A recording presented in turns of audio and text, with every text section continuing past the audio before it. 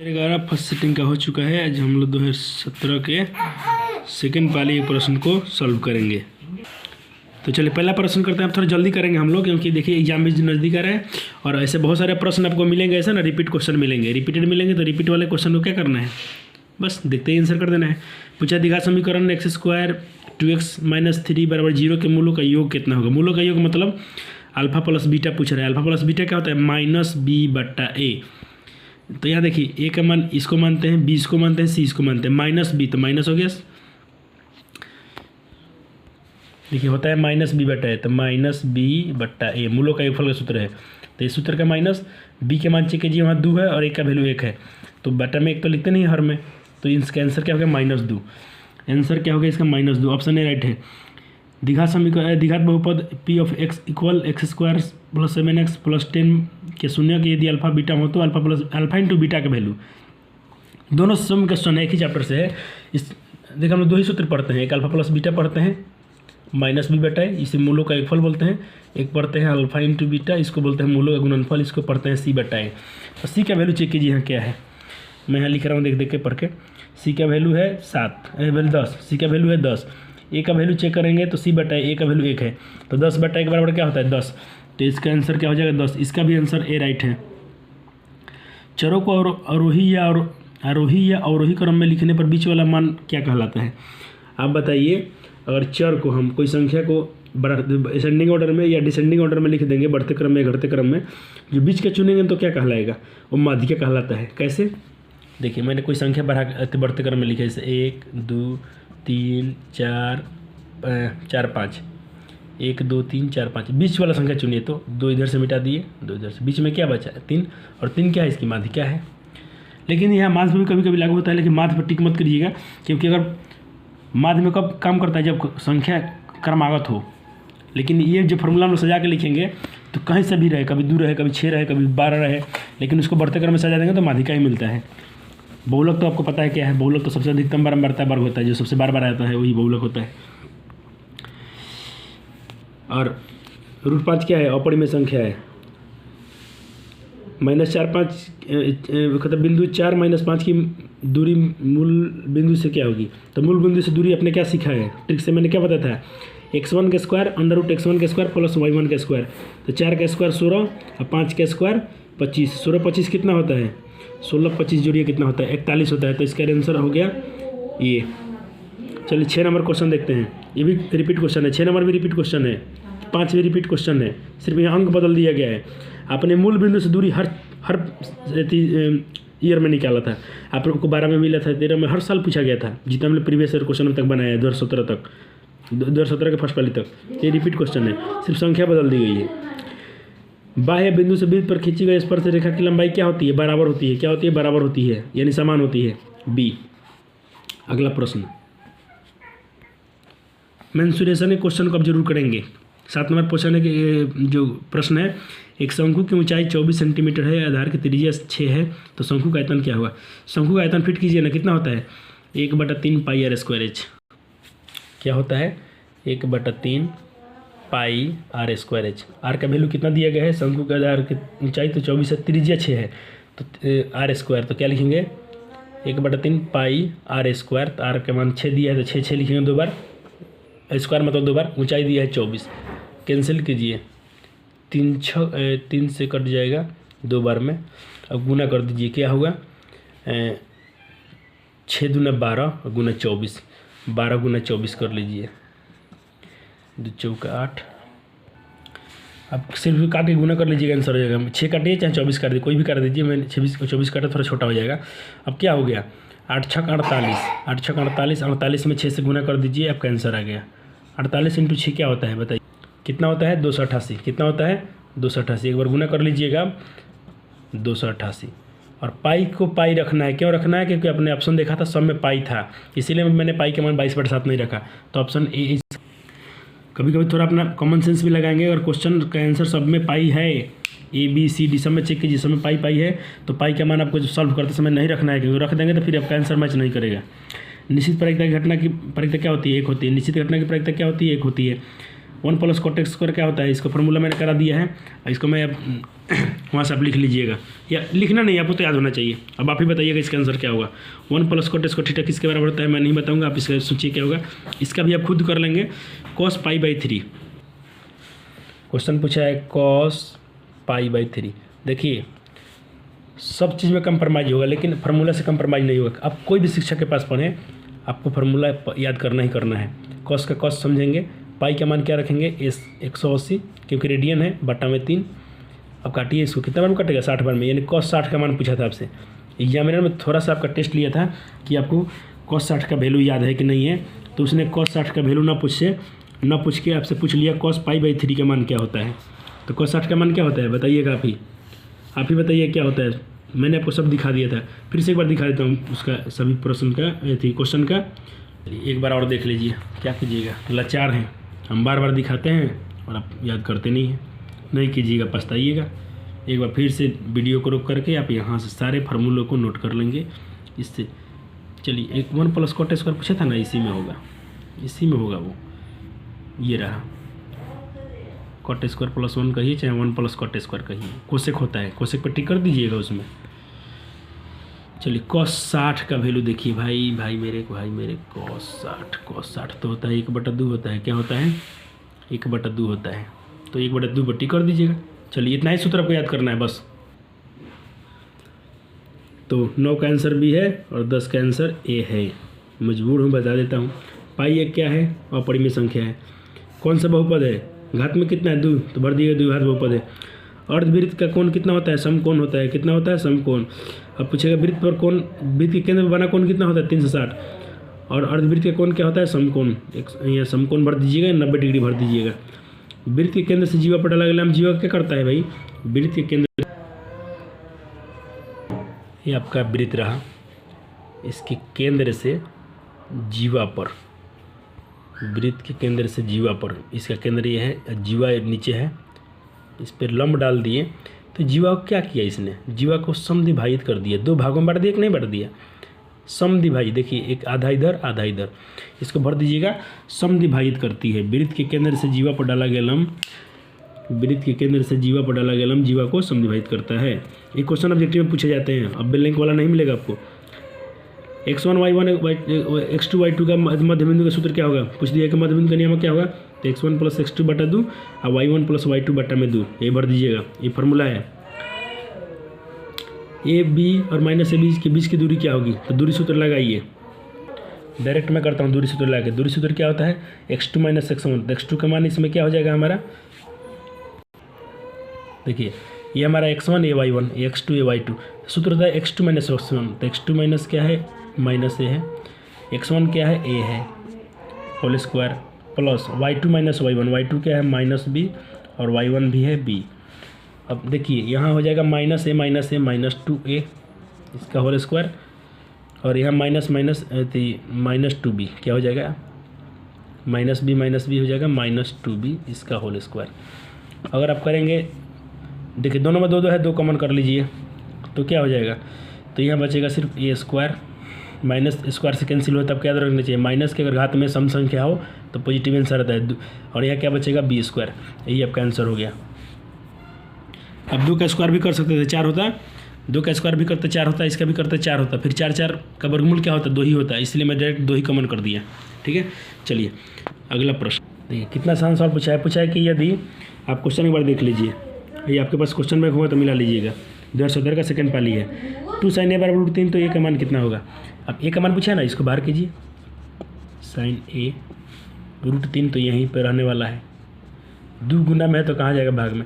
अब आप ही बताइए ना, साइन में √3 बटा 2 क्या होता है, 60 डिग्री होता है, क्या होता है 60 डिग्री पर टिक कर दीजिएगा। एक क्वेश्चन भी आसान है, cos a बराबर 4/5, तो tan a का मान बताइए क्या होगा। इसके पहले मैं आपको कुछ आपको ट्रिक नंबर सिखाता हूँ, टेम्पलेट नंबर जिसको बोलते हैं, वो यह याद रखेंगे। इस प्रकार क्वेश्चन बनाने में आपका क्लास में पहले बनाएंगे क्वेश्चन आप, नहीं तो बेसिक से बताऊँगा, जो सबसे बनाते हैं आप भी टाइम लगेगा उसमें। देखिए मैं वो नंबर क्या सिखा रहा हूँ आपको, देखिए 3 4 5 क्या याद रखिएगा, 3 4 5, यदि 5 को हमेशा कर्ण समझिएगा, यदि कर्ण 5 हो तो लंब और आधार क्या होंगे 3 4, क्या होंगे 3 4। यदि कर्ण 13 हो चाहे लंब और आधार 12 हो, लंब इसको आप ये दो देखिए, पहले वाले को लंब आधार से, लंब 3 हो आधार 4 हो तो कर्ण कितना होगा 5, लंब 5 हो आधार 12 हो तो कर्ण कितना होगा 13 होगा। इसको याद रखिए, मैजिक नंबर है। अगर 7 लंब हो आधार 24 हो, या लंब, ये दोनों आधार लंब हो सकते हैं, बदल सकते हैं, क्योंकि कर्ण नहीं बदलता, आपको पता होगा। लंब आधार बदलते हैं, कर्ण नहीं बदलते। तो 7 24 दिया हो तो 25 होगा, 7 24 दिया होगा तो कर्ण कितना होगा 25 होगा, 9 10 दिया होगा तो कर्ण 41 होगा, 10 60 दिया होगा तो 61 होगा। तो इसको आप याद मत कीजिएगा, ये 9 40 41 वाला, इसको सिर्फ याद कर लीजिएगा, ये दोनों की जरूरत नहीं पड़ता है। इसमें का वी कौन है, ये वाला और ये वाला तीनों, और एक इसको याद कर लीजिएगा। और किसको याद कीजिएगा, 4 3 5, इसको, हाँ 4 3 5 को भी याद रखिए, बात वही है, 3 4 5 6 8 10 को भी याद रखेंगे, इसको याद रखिएगा 6 8 10 को, इसको भी याद रखेंगे आप। ये बहुत काम करता है, 8 15 17 8 15 17 8 15 17, 8 लंब हो आधार 15 हो तो कर्ण 17 होगा ही होगा। जो लास्ट में लिखा हूँ कर्ण है, लंब आधार कर्ण, या इसको जैसे कहिए आधार लंब ये कर्ण, इसको कर्ण नहीं करना है, इसको आप जो समझना समझिए। भारत इसका भी जरूरत नहीं पड़ता है, लेकिन इतना काफ़ी है, इतना नंबर आप याद रखते हैं ना, तब क्लास में सबसे टफ बनाएंगे इस क्वेश्चन के आंसर। देखता मैं बताता हूँ कैसे आपको। देखिए आपसे यही ना पूछा है cos a बराबर इतना, तो tan a का मान क्या होगा, यहाँ कुछ भी पूछ सकता है। त्रिकोणमिति में 6 अनुपात होते हैं, 6 को याद रखिए, sin cos tan cosec sec cot। लेकिन आपसे कोई एक देकर बाकी पाँचों में से कोई पूछ सकता है। आपको पता होगा जब भी आपको पढ़ाया गया होगा ये चैप्टर, तो इसमें ट्रिंगल बनाया गया होगा, यहाँ लंब दिखाया गया होगा, ए पूछ रहा है ना ए के सापेक्ष, तो यहाँ कौन ए बनाया गया होगा। तो इस स्थिति में आपका ये क्या हो गया, बेस हो गया, ये आपका परपेंडिकुलर हो गया, ये आपका हाइपोटेन्यूस हो गया। अब देखिए आपको एक इस कैसे उसमें टाइम लगता है, मैं आपको बताऊंगा ट्रिक में कम से कम। पहले चलो ट्रिक से ही बताता हूँ। कॉस का फार्मूला क्या होता है, इतना खाली आपको याद है, क्या याद है आपको, कॉस का फार्मूला याद है क्या होता है, बी बटा एच। तो इसका वैल्यू कितना दिया गया है 4/5। कॉस ए का फार्मूला लगा दिया, क्या होता है बी बटा एच, मान कितना दिया है 4 5। अब आप देखिए बी का मान 4 है, एच का मान 5 है। आप ही बताइए मैंने ट्रिक में क्या सिखाया, एक 4 है एक 5 है, मान लीजिए 4 5 दिया है तो ये क्या होगा 3 होगा कि नहीं होगा। तो बस आप समझ लीजिए कि पी कितना होगा, पी कितना होगा 3, क्योंकि आपने मैजिक नंबर याद किया है 3 4 5, 3 4 5 आपको दिया है 4 5। यानी ये ध्यान दीजिएगा कि दिया क्या है, एच दिया है, ये कंफर्म होना चाहिए कि दिया है कि नहीं दिया है, चाहे ये दोनों दिया है कि नहीं दिया है, क्योंकि बड़ा वैल्यू 5 यही आपका। अगर इधर 5 डाल देगा ना, और मान लीजिए कि बेस में 5 डाल दे, तब ये करना आपका गलत हो जाएगा। एक सब सूत्र कब लागू करना है आप लिख लीजिएगा, इसे बी बटा एच लिखे, आपको पता चलेगा कि एच दिया है, एच बड़ा है, एच 5 है और एक 4 है तो एक 3 ही होगा। कैसे अब बना, चलिए पहले आपको इसका आंसर करता हूँ। 10 का पूछा ना, 10 क्या होता है पी बटा बी, क्या होता है पी बटा बी। तो पी का वैल्यू हमने क्या निकाला था 3, बी का वैल्यू क्या दिया गया था, बी का वैल्यू दिया था 4, तो 3/4 इसका क्या हो गया आंसर हो गया। अब बना के देख लीजिए, बेसिक कॉन्सेप्ट से आपको बनाने में 5-5 मिनट समय लग जाएंगे, इससे बनाएंगे तो आपको 10 सेकेंड में क्वेश्चन बन जाएगा। चलिए यहाँ क्वेश्चन दिया गया था आपको, तो आप ऐसे बनाते बेसिक से, कोई भी शॉर्ट में पढ़ाएगा तो इससे छोटा कोई पढ़ा नहीं सकता है। आपसे बोलेगा कॉस का फॉर्मूला लगाइए, तो आप लगाएंगे बी बटा एच, यानी आधार बटा कर्ण, तो आपको ऐसे लिखेंगे, कोई हिंदी में लिखेगा कोई इंग्लिश में लिख लेगा, तो इसको दिया है इतना। अब आपको बी का वैल्यू पता है, एच का पता है, यानी एच इसको बोलते हैं कर्ण पता है, और बी ये हो गया आपका आधार बेस 4। पहले तो आपको लंब निकालना पड़ेगा, तो आप लंब का सूत्र लिखेंगे पाइथागोरस से। मैं डायरेक्टली सूत्र लिखता हूँ, कितना भी छोटा बनाएंगे तो इससे तो छोटा बनाएगा नहीं कोई आपको, h² minus P square, h² minus B square. अब देखिए h² माइनस बी स्क्वायर, यहाँ बी कर लीजिएगा, कर्ण का square minus h² minus B square. H का वैल्यू कितना है 5, तो 5 का स्क्वायर 25 करेंगे, शॉर्ट में बना रहा हूँ जल्दी से। बी का स्क्वायर यानी 4 का स्क्वायर, 4 चौका 16, कोई घटाएगा इसमें से क्या बचेगा 9। अब यहाँ से आपका पी का वैल्यू आया कि नहीं 3 आया, तो मैं आपको बोलता हूँ कि आप इसको मैजिक नंबर याद कर लीजिए ऑब्जेक्ट के लिए, और ये मेथड भी सीखना है आपको। ऐसे सीख लिया तो अच्छा है, क्योंकि सब्जेक्टिव बनाना तो आप ऐसे बनाएंगे, और ऑब्जेक्टिव के लिए इन नंबरों को आप याद कर लेंगे। एक बार और दिखा देता हूँ, ठीक है बस। अब आपका पी का वैल्यू आ गया। अब यहाँ से tan का मान रखेंगे तो tan का सूत्र होता है पी बटा बी, क्या होता है tan का सूत्र होता है पी बटा बी। पी का वैल्यू आया है 3, बी का वैल्यू आपको देखिए दिया था, बी का वैल्यू क्या है 4, ये बी का वैल्यू हो गया, ये एच का वैल्यू हो गया, तो 3/4 इसका आंसर हो गया।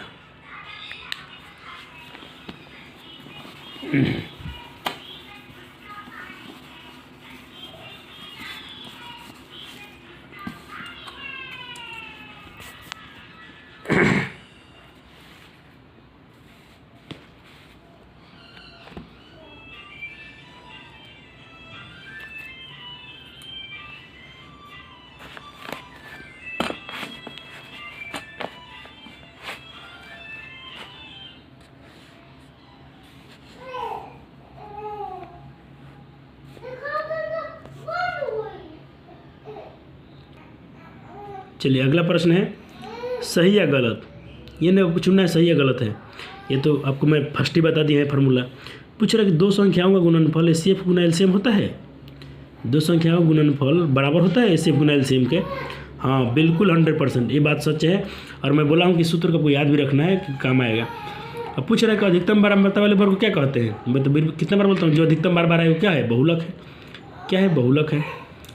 अब यहाँ से आपका सब्जेक्टिव क्वेश्चन चालू हो रहा है, तो अभी समय है हमारे पास। चलिए एक दो सब्जेक्टिव करा के दिखाई देता हूँ आपको।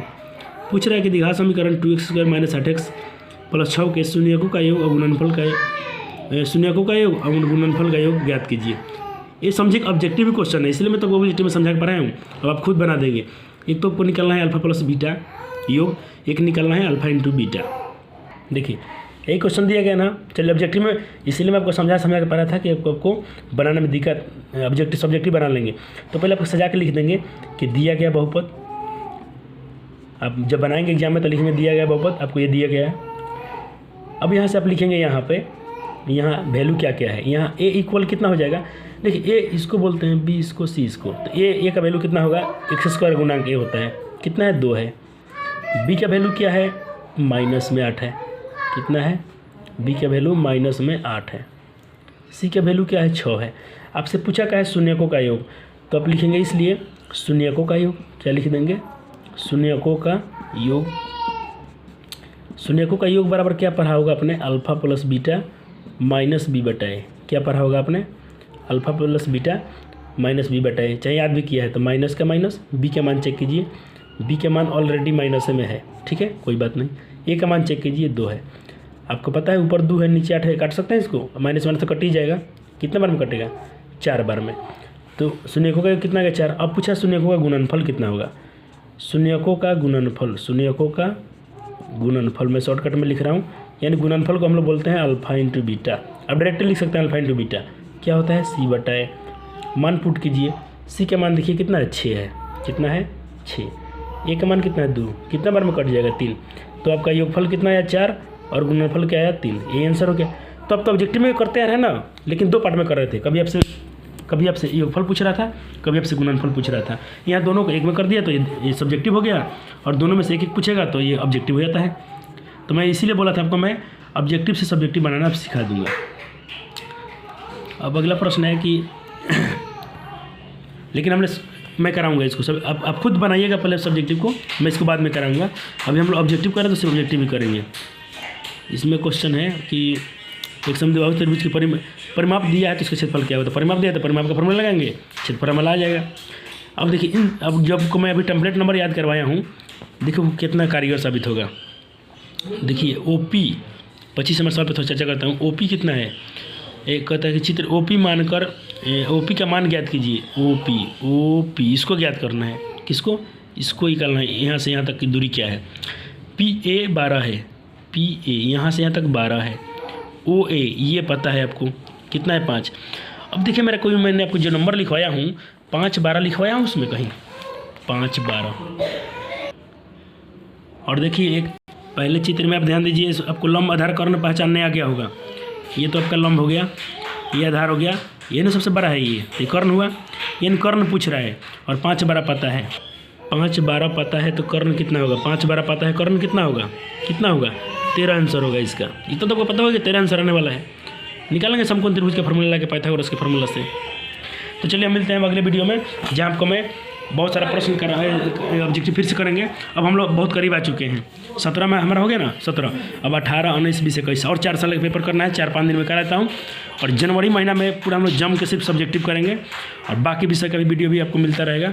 तो आप थोड़ा सा कृपा करेंगे, सेशन को लाइक करेंगे, शेयर करेंगे कि ज़्यादा सब्सक्राइबर आएँ इस पर, और सारे दोस्तों को फ़ायदा हो जाए, क्योंकि आपके शेयर से किसी को फ़ायदा होता है तो आपको शेयर कर देना चाहिए। थैंक यू, धन्यवाद।